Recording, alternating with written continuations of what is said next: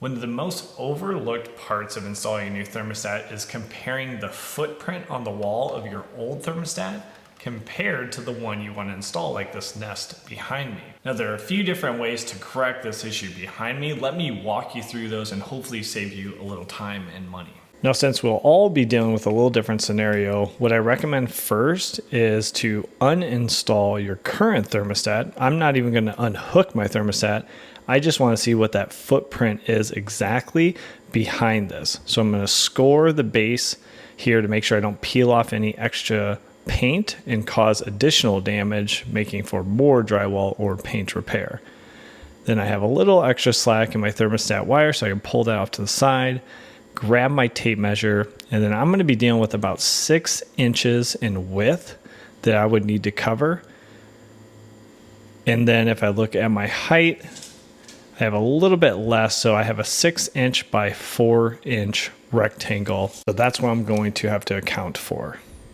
So now that you know what you're dealing with, there's 2 main paths you can take to get the install of your new thermostat looking fit and finish.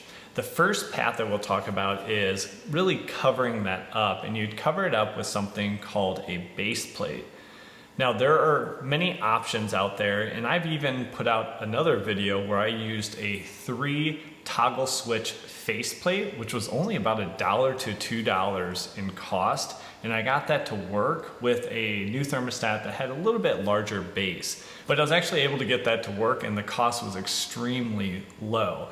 Now, depending on your scenario, depending on the actual footprint, you might not be able to get that to work, but going through your electrical aisle and looking at face plates might be your cheapest option.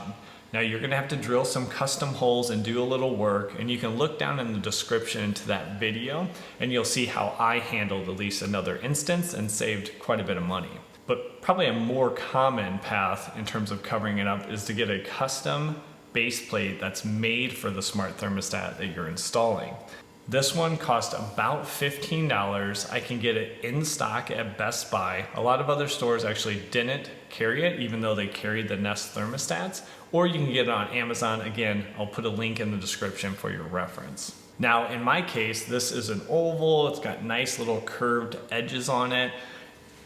And if I went through the location of my old thermostat wire, it's not really gonna cut it for my specific instance. Now, could I shift that thermostat wire over and get a little bit more room if I just had a little bit of unfinished drywall showing? Yeah, I could do that. I could reposition the thermostat wire in the wall, and that might work for you, but in my case, not really. Even if I centrally locate this oval, I'm gonna have these edges here of the old rectangle thermostat that would be showing. So hopefully a base plate, that is my preferred method. Hopefully that works for you. If not, we'd go into option 2, which is actually wall repair and a little painting. Now, usually the trickiest part of this is, do you know this paint? Do you know the brand of paint? Do you know the type of paint? Do you know the finish of the paint? And do you know the color of the paint? I know that sounds crazy, but to truly just paint a section and get it to match, you're gonna need to do all those 4, and also, hopefully the wall wasn't painted that long ago. Now for this instance, I know this is Sherwin-Williams. I know it was PM or ProMar 200. I know it has a flat finish, and I know the color is softer tan. So I can actually just paint one small section and get that to match up, and I won't see where I painted because it's gonna blend in. Now also, do keep in mind, was this brushed on or was it rolled on? So if you have small dimples on the surface, it was probably rolled on. If you see kind of stroke marks, it was brushed on. Often when somebody paints around something like a thermostat, they will brush that around, they'll cut in those edges, but the wall was probably rolled on. So just keep that in mind too, because that's gonna determine the true fit and finish of your wall surface to get everything blended as much as possible. So if you don't know what paint's used or any of those 4 factors, then what you're looking at is, what I tried to do is get a colored deck like this from Sherwin-Williams. This is gonna give you the complete color guide of what you're working with. And why this is nice is then, instead of just getting a few of those cards with 3 or 4 different colors on them, you can take this whole deck and then you can compare that against your wall. So for instance here, we know we're dealing with softer tan. This is my match. So that is the paint color I would go with. Now in terms of finishes, if your wall is it doesn't have a shine or a sheen to it, it gets dirty easy, it doesn't wipe off easily, you're probably a flat finish. But possibly, depending on what area of your home and who painted it, maybe you're even stepping up into an eggshell, which will have a little bit more shine, easier to wipe off, it doesn't hold on to dirt as much. So just pick accordingly, and then what I would do is I would be painting and then cutting in this whole wall.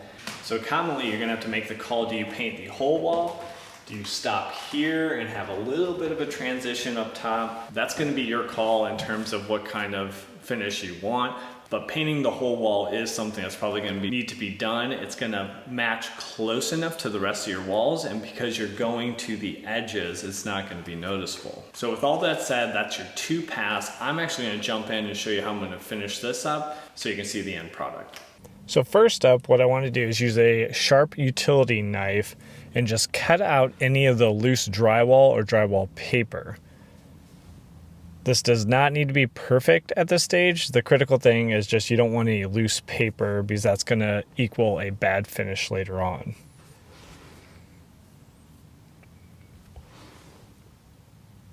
Now I am assuming that you don't do a lot of drywall repair or drywall work, so you don't have the tools.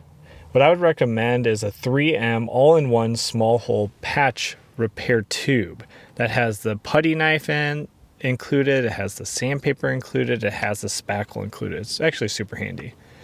Then I'd just take that putty knife and I'd start to take off any extra drywall mud or paint prior to spackling. Then put a little spackle in your screw holes or any of the damage.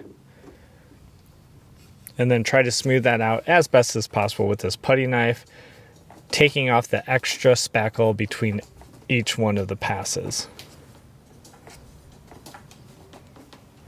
Then it takes about 30 minutes to dry, and you can take off that cap and use it to lightly sand off the patched holes, but then also sanding that paint interface and the drywall mud from the outline of your old thermostat.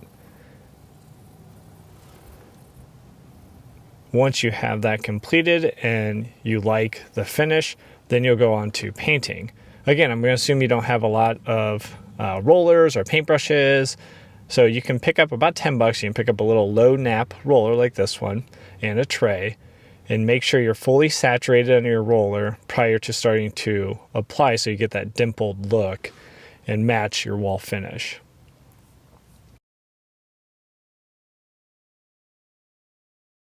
Project's completed, and overall I just did 2 coats. One thing to look out for, you saw I had unfinished drywall. Because I have a flat paint, it still is going to dry and blend in without any issues. But if this was an eggshell wall and I did not prime that drywall, the eggshell finish would not match up. So you would want to prime that first and then apply your 2 coats of your eggshell to get the best match possible. Overall, the finish isn't perfect, but it's much, much better than before, and I'm happy with how it looks. Now, if you had a lot of drywall damage and you have an issue with actually getting any sort of screws or anchors to fit in your wall, don't forget a simple toggle bolt can be a lifesaver. If you want to see how to use toggle bolts, check out this video right here. It's a little different application, but it can work great for mounting a thermostat when the drywall is damaged. So thanks for stopping by, and we'll catch you on that next video. Take care.